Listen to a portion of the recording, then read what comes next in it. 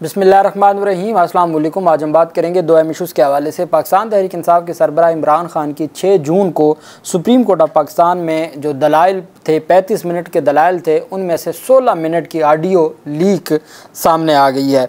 उसकी हकीकत क्या है? सुप्रीम कोर्ट ऑफ पाकिस्तान का एक बड़ा फ़ैसला सामने आया है, बहुत अहम समाअत थी। आज उसकी तफसील मैं आपके साथ शेयर करूँगा। और इमरान खान के ख़िलाफ़ जो अलकादर ट्रस्ट केस है, 190 मिलियन पाउंड स्कैंडल केस, उस पर आज अहम समाअत हुई है नैब अदालत में, अडयाला जेल में। उसकी तफसील भी मैं आपके साथ शेयर करूँगा।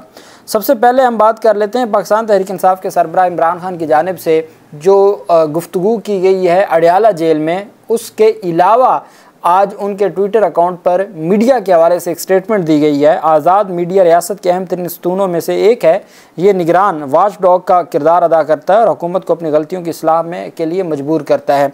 पाकिस्तान में मीडिया हमेशा से रियासती असर व रसूख के ताबे रहा है, जबकि अहले सहाफ़त अपनी तनकीदी सोच के बायस रियासती अताब का निशाना बनते आए हैं। मेरी हुकूमत ने protection of journalists and media law के ज़रिए इस माहौल को तब्दील करने की कोशिश की, मगर साजिश के तहत लाई गई तहरीक अदम एतमाद के बाद उसे कुलियतन एक जानिब धकेल दिया गया।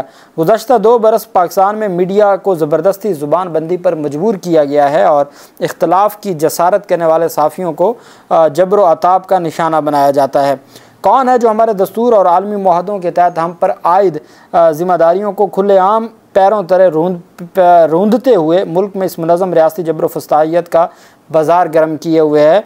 मीडिया के ख़िलाफ़ जारी ये क्रैकडाउन और धौंस धमकी, डर, खौफ और दीगर फिस्ताई हरबों के ज़रिए अहले सहाफ़त की ज़ुबान बंदी हमारी जमहूरियत और आज़ादी इज़हार राय पर भी एक खुला हमला है। ये इमरान खान की जानिब से मीडिया से मुतल्लिक़ ट्वीट किया गया। अदालती रिपोर्टिंग से मुतल्लिक़ इस्लामाबाद हाई कोर्ट के चीफ जस्टिस आमिर फ़ारूक साहब ने समाअत करते हुए अदालती रिपोर्टिंग की इजाज़त दे दी है। सहाफ़ती तंजीमों की अदालती कार्रवाई की इलेक्ट्रॉनिक मीडिया में रिपोर्टिंग पर पाबंदी के पैमरा नोटिफिकेशन के ख़िलाफ़ समाअत हुई और कोर्ट रिपोर्टर्स और सहाफ़ती तंजीमों की अदालती कार्रवाई से मुतल्लिक़ दरख्वास्त थी। और हाई कोर्ट बार के सदर रियासत अली आज़ाद और आदिल अजीज़ काजी भी अदालत में पेश हुए। चीफ जस्टिस आमिर फ़ारूक ने रिमार्क दिया कि इलेक्ट्रॉनिक मीडिया सुप्रीम कोर्ट फैसले में दी गई गाइडलाइंस के मुताबिक रिपोर्टिंग कर सकता है। रियासत अली आज़ाद एडवोकेट ने मौक़िफ़ अपनाया कि आप बेशक जितनी मर्जी लंबी तारीख दे दें, जब आपने कोर्ट रिपोर्टिंग की इजाज़त दे दी है तो बस बात ख़त्म हो गई। पैमरा की जानिब से इल्तवा की दरख्वास्त मंजूर कर ली गई और अदालत ने समाअत जुलाई तक मुलतवी कर दी और अदालत ने सुप्रीम कोर्ट का जो फैसला है उसकी गाइडलाइंस के मुताबिक अदालती रिपोर्टिंग की इजाज़त दे दी है, जो एक बड़ी पेशरफ्त है। और मैं समझता हूँ कि पहले सिंध हाई कोर्ट की जानिब से ये फ़ैसला आया था, अब इस्लामाबाद हाई कोर्ट ने भी इजाज़त दे दी है अदालती रिपोर्टिंग की। दूसरी जानिब एहतसाब अदालत में नए जज मोहम्मद अली वड़ायत साहब, जिनके ऊपर एतराज़ उठाया गया था, पाकिस्तान तहरीक इंसाफ के वकला ने नए जज पर एतराज़ की दरख्वास्त को वापस ले लिया है। एहतसाब अदालत के नए जज मोहम्मद अली वड़ायत ने इमरान खान और बुशरा बीबी के ख़िलाफ़ 190 मिलियन पाउंड केस समाअत की। प्रोसिक्यूटर जनरल नैब के जो डिप्टी प्रोसिक्यूटर जनरल हैं सरदार मुजफ्फर अब्बासी और अमजद परवेज़ जो स्पेशल प्रोसिक्यूटर हैं, और इमरान खान के वकला पेश हुए। दौरान समाअत इमरान खान और बुशरा बेगम भी मौजूद थे। पाकिस्तान मुस्लिम लीग नून के वकला, एक MNA और उनके साथ वकला की बड़ी तादाद प्रोटोकॉल के साथ अडयाला जेल में गई। पाकिस्तान तहरीक इंसाफ के वकला ने ये इल्ज़ाम आयद किया है कि उनको प्रोटोकॉल के साथ अंदर लाया गया और इमरान खान बुशरा बेगम के पीछे वाली जो कुर्सियाँ थी उस पर बिठा दिया गया, जिसके बाद फिर PTI वकला को इमरान खान और बुशरा बीबी की जो कुर्सियाँ उठा के दूसरी साइड पर रखनी पड़ी। और इस्लामाबाद हाई कोर्ट की जानिब से नए जज की तैनाती का नोटिफिकेशन जारी किया गया। नए जज की तैनाती का नोटिफिकेशन मौसूल होने के बाद वकला सफ़ाई ने एतराज़ात वापस ले लिए। पहले चूँकि इस्लामाबाद हाई कोर्ट की जानिब से तैनाती का नोटिफिकेशन नहीं था, सिर्फ वजारत दाखिला का था, तो अब उस पर फिर इस्लामाबाद हाई कोर्ट के चीफ जस्टिस आमिर फ़ारूक साहब ने भी तैनाती का नोटिफिकेशन जारी कर दिया, जिसके बाद जो एतराज़ है वो वापस ले लिया। लेकिन आज कोई कार्रवाई नहीं होने दी और बग़ैर कार्रवाई समाअत 14 जून तक मुलतवी कर दी गई। इमरान खान की जानिब से गुफ्तगू करते हुए कहा गया कि सब मुझे खामोश करने पर लगे हुए हैं कि किसी तरह धांधली को जो धांधली का मामला उसको दबा दिया जाए। ये पाकिस्तान तहरीक इंसाफ के सरबराह का कहना था कि सिर्फ एक ही मकसद है कि धांधली को जो हर सूरत दबाया जाए। इमरान खान का कहना था कि सबसे पहले मोहसिन नकवी की सर्जरी होनी चाहिए क्योंकि ये इलेक्शन कराने में नाकाम रहे। मोहसिन नकवी ने कहा ना कि पाकिस्तानी क्रिकेट टीम की सर्जरी होनी चाहिए। इमरान खान ने कहा सबसे पहले मोहसिन नकवी की सर्जरी होनी चाहिए क्योंकि ये इलेक्शन कराने में नाकाम रहे। अडयाला जेल में साफ़ियों से गैर रस्मी गुफ्तगू करते हुए इमरान खान की जानिब से कहा गया कि हमारे फ़ौजी शहीद हो रहे हैं और इस्लामाबाद में डकैतियाँ हो रही हैं, लेकिन इनको कोई परवाह नहीं है। मोहसिन नकवी सबसे बड़ा सिफारशी है, उसकी क्या खसूसियात हैं। उन्होंने कहा मुझे खामोश करने में लगे हुए हैं कि किसी तरह धांधली को कवर हो जाए।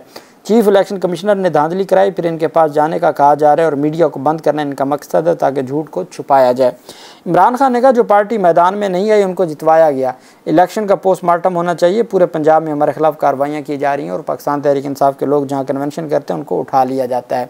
उन्होंने कहा 18 साल से शिबली फराज एक घर में रिहाइश पजीर हैं, उस पर धावा बोला गया। अपनी जमात को पैगाम दिया कि तैयारी करें, मुल्क भर में एहतजाज होगा। मुल्क के अंदर ज़राए आमदनी कम हो रहे हैं और कर्जे बढ़ते जा रहे हैं।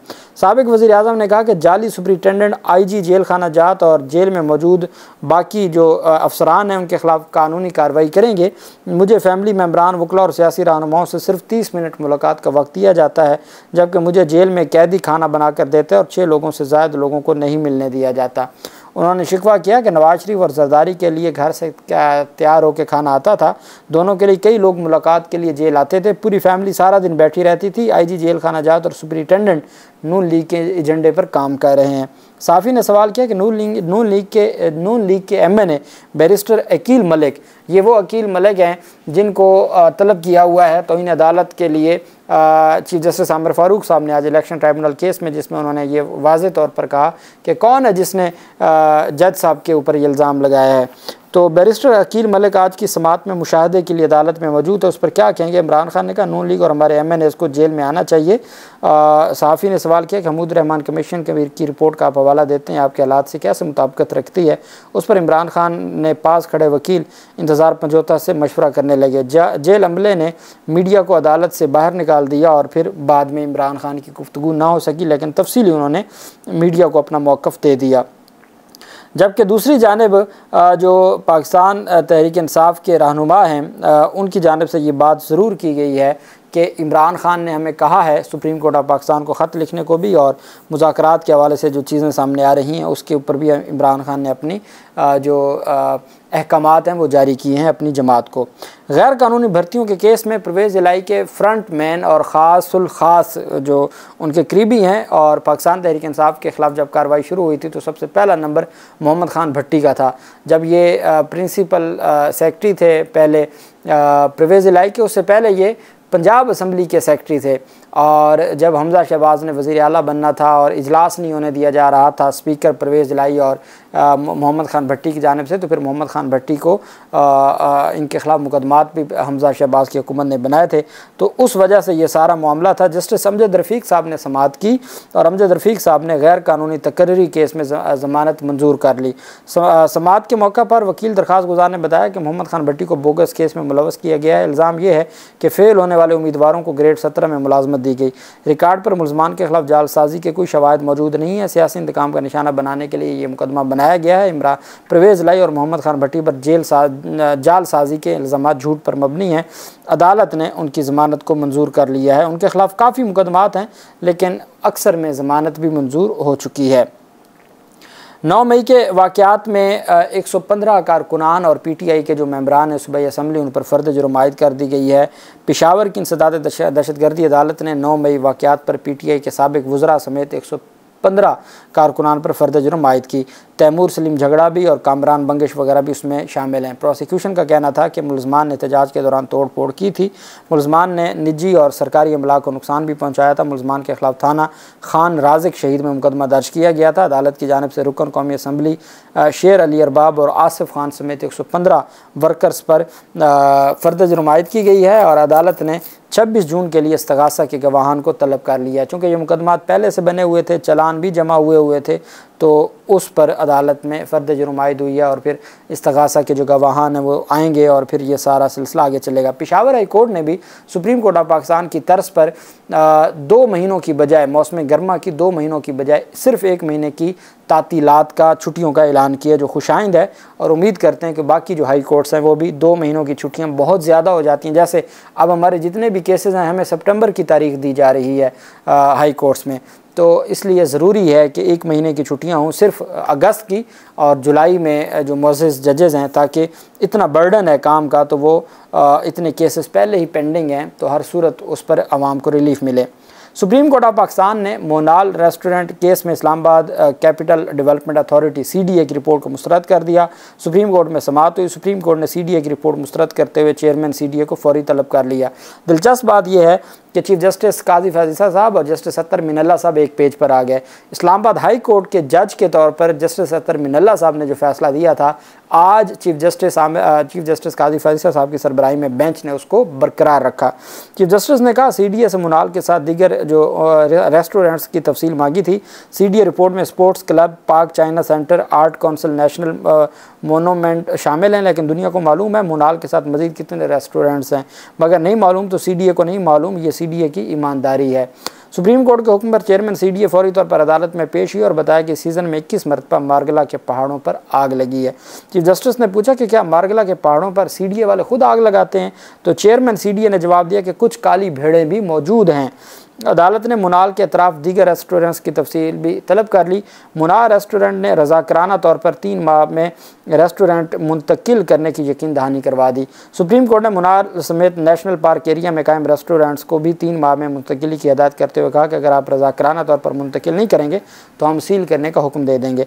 हमारा मकसद नेशनल पार्क का तहफ़्फ़ुज़ यकीनी बनाना है। नेशनल पार्क के अलावा दीगर तमाम जो रेस्टोरेंट्स को जारी किए गए गैर ज़रूरी नोटिस ख़त्म किए जाते हैं। हमारे केस का फोकस सिर्फ नेशनल पार्क की हद तक है। उस पर जो मालिक हैं मुनाल रेस्टोरेंट के, उन्होंने कहा कि जनाबे वाला इस अमल से जो अदालतों के इस तरह के फ़ैसले हैं उससे पहले ही सरमायादार पाकिस्तान में नहीं आ रहा, सरमायादार मज़ीद परेशान होगा। तो अदालत ने कहा कि हम किसी सूरत नेशनल पार्क में इजाज़त नहीं दे सकते, पार्कों में होटल नहीं होते। तो उस पर जो मुनाल के मालिक थे उन्होंने कहा कि जनाब मुझे इजाज़त दें तो मैं आपको दुनिया की ऐसी कई मिसालें दे सकता हूँ जिसमें जो नेशनल पार्क्स होते हैं वहाँ पर रेस्टोरेंट्स होते हैं। खैर अदालत ने कहा कि जी 3 माह में आप ख़ुद बंद कर दें, तो मेरे ख्याल में वो कहीं शिफ्ट कर देंगे, उसको मुंतकिल कर देंगे। अब असल बात आ गई कि इमरान खान का जो 6 जून को नैब अदालत में पेशी थी, नैब केस में जो नैब तरमीम केस है उसमें सुप्रीम कोर्ट में पेशी थी और इमरान खान के 35 मिनट के दलाइल थे। शहजाद अकबर ने अपने यूट्यूब चैनल पर वो 16 मिनट से ज़ायद की जो ऑडियो लीक है, जो सुप्रीम कोर्ट ऑफ पाकिस्तान की उस दिन की ऑडियो है, जिसको जो समात का हवाला मैंने आपके साथ शेयर किया था, और उसके बाद अगर वो ऑडियो सुने तो वो यही नज़र आता है कि वो दुरुस्त ऑडियो है। अब वो कैसे लीक हुई है, लेकिन इमरान खान की आवाज़ तकरीबन एक साल के बाद उनके लोगों ने और पाकिस्तान तहरीक इंसाफ ने और अवाम पाकिस्तान ने सुनी है। 16 मिनट की ऑडियो है जिसमें इमरान खान वही जो दलाइल जो हमने आपके साथ शेयर किए थे वो दलाइल देते हुए इमरान खान और जजेस के दरमियान सवाल जवाब भी नज़र आते हैं। अब ये भी बहुत बड़ी डेवलपमेंट है और इतनी सख्त सिक्योरिटी के बावजूद सुप्रीम कोर्ट से 16 मिनट की ऑडियो का लीक होना, ये भी सारे मामलात हैं। अल्लाह पाक पाकिस्तान का हमें मुनासिर हो। बहुत शुक्रिया। अल्लाह हाफिज़। पाकिस्तान जिंदाबाद।